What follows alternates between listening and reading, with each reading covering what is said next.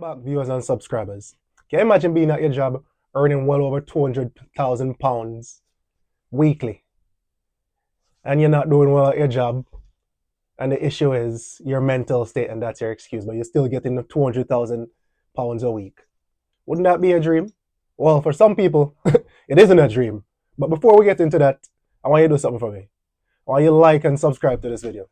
So, the player in question we're going to talk about is Jadon Sancho.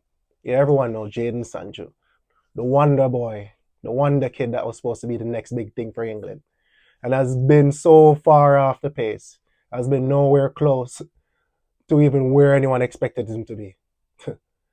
Well, he went to Manchester United, it didn't work out, it was all kinds of mental issues. Now, he's back, he's at Chelsea, the club he said he grew up supporting. Shocking, isn't it? You'd think when someone is at a club they'd always dream of playing for, they'd be showing some heart, right? Well, not Jadon Sancho.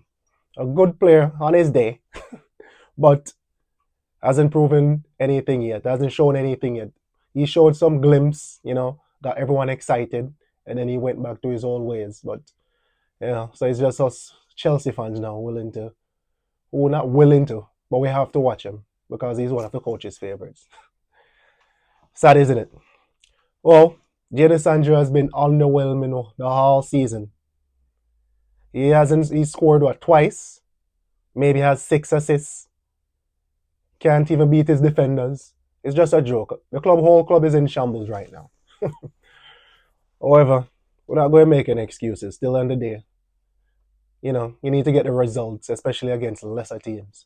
And a club as big as Chelsea, the performance the boys doing right now is not acceptable.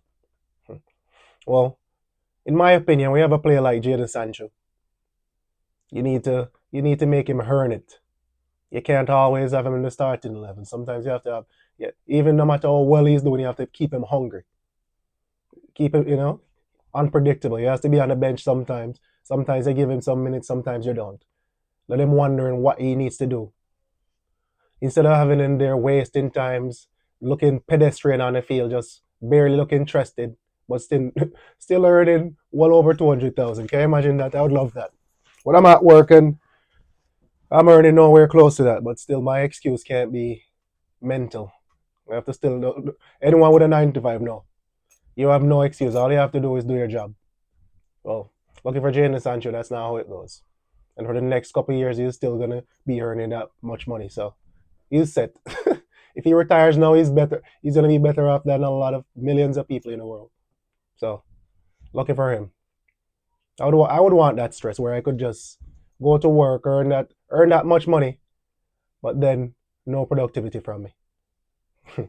Well, when you have a player, Chelsea, the coach, in fact, not Chelsea, the coach. I would like to see what's going on in training. Because when you have a player like that, like, how do you manage him? You put him on the bench. We have a young player in Tyreek George, very young, exciting player. Plays in the same position. He looks energetic. He looks electrifying when he's on the field. I don't know why, since the club is so much into youth right now, the club would rather go somewhere else and sign another team's young electrifying player rather than playing their young electrifying player and give him a chance and see what he does. At least give him some minutes. He might not be perfect, but at least give the defensive team something to think about. Instead of having a player like Jadon Sancho on the field, that's a joke. Let him earn his minutes. He's not the worst, but he's not at his nowhere close to his best right now. Yeah. The coach Enzo Maresca.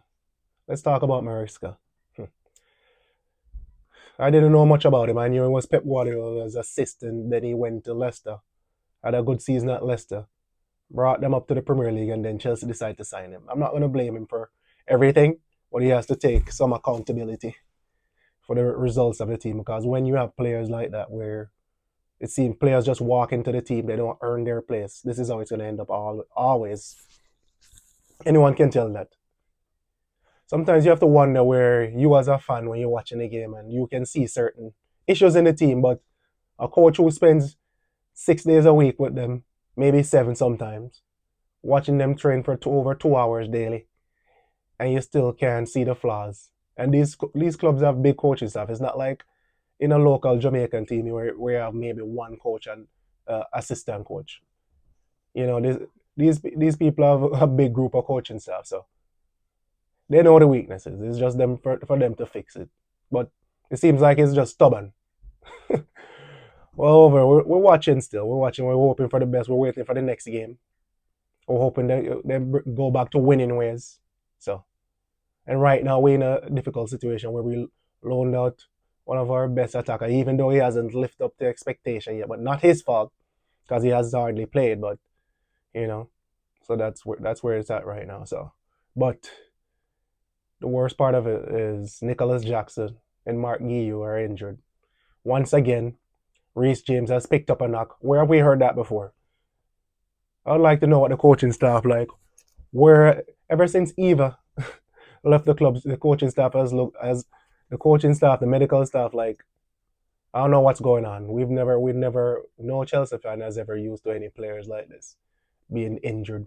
Then you hear them coming back. Then they come back, they rush them back. They rush them back early. This is typically something we always hear. The player's supposed to be out for a couple months, say 2 months. Then you hear that the rehab going well, they're gonna be back in a month and a half instead of the full 2 months.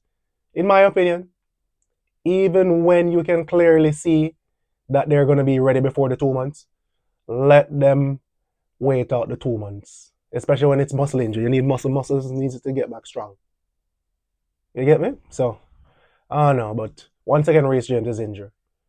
And another one of our best players, Romeo Lavia, is still injured. So we don't even know when he's back. By the time he's back, it's best to just tell him, all right, just wait for next season. Just get fit in this season, give him some minutes.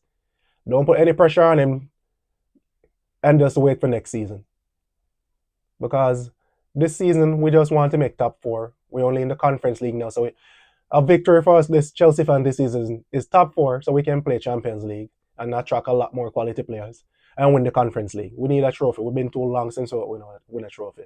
You know, I was born in the golden era of Chelsea where every year it's a trophy. So I'm spoiled.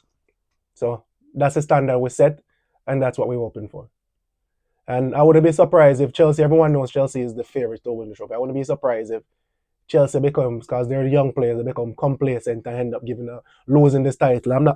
I'm hoping that doesn't happen because I need this trophy. We want to be the club to one of the only clubs to enter every competition we enter in. We have that trophy. We've won that trophy. I want to be able to brag. Yeah. However, it's Chelsea, so you know when Chelsea is doing well, they're doing well. When they're doing bad, you know how that goes. So, but anyway, I'm gonna leave you now. Let me know your thoughts and comments.